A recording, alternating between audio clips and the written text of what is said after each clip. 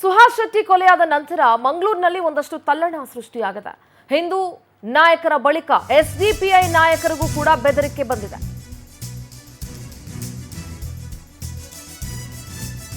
ಮುಂದಿನ ಟಾರ್ಗೆಟ್ ರಿಯಾಜ್ ಕಡಂಬು ಅಂತ ಪೋಸ್ಟ್ ಹಾಕಿದ್ದಾರೆ. ಎಸ್ಡಿಪಿಐ ಜಿಲ್ಲಾಧ್ಯಕ್ಷ ಮೊಹಮ್ಮದ್ ರಿಯಾಜ್ಗೂ ಕೂಡ ಜೀವ ಬೆದರಿಕೆ ಬಂದಿದೆ. ಅದೇ ಹೇಳಿದ್ನಲ್ಲ, ಪ್ರತೀಕಾರದ ಹತ್ಯೆಗಳು, ಇವ್ರನ್ನ ಸಾಯಿಸು ಅವ್ರನ್ನ ಸಾಯಿಸು, ಎಷ್ಟು ಹತ್ಯೆಗಳು, ಸರಣಿ ಹತ್ಯೆಗಳಾಗಬೇಕಾ? ಪರಸ್ಪರ ಕೊಲೆ ಬೆದರಿಕೆ ಪೋಸ್ಟ್ ಹಾಕ್ತಾ ಇದ್ದಾರೆ ಕಿಡಿಗೇಡಿಗಳು. ಮಂಗಳೂರಿನ ಬಂದರು ಪೊಲೀಸ್ ಠಾಣೆಯಲ್ಲಿ ಪ್ರಕರಣ ದಾಖಲಾಗಿದೆ. ಈಗ ಆಲ್ರೆಡಿ ಕೋಮು ಪ್ರಚೋದನೆ ಕುರಿತಂತ 25ಕ್ಕೂ ಹೆಚ್ಚು FIRಗಳಾಗಿದ್ದಾವೆ. ಯಾರೆಲ್ಲ ನೋಡಿ, next target wait and watch.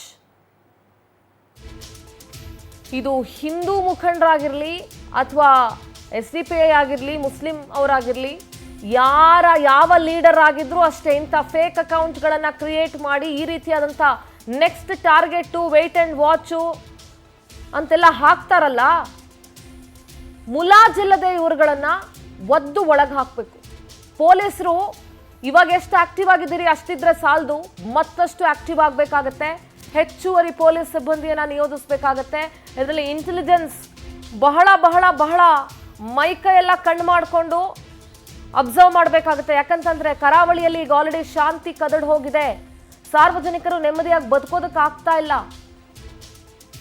Next target ಅವನು, ನೆಕ್ಸ್ಟ್ ಟಾರ್ಗೆಟ್ ಇವನು ಅಂತ ಪೋಸ್ಟ್ಗಳನ್ನ ಹಾಕ್ತಾ ಇದ್ದಾರೆ. ಈಗಲೇ ಎಚ್ಚೆತ್ಕೊಂಡಿಲ್ಲ ಅಂತಂದ್ರೆ ನಾಳೆ ದಿವಸ ಬಹಳ ದೊಡ್ಡ ದುರಂತವನ್ನ ಫೇಸ್ ಮಾಡಬೇಕಾಗತ್ತೆ.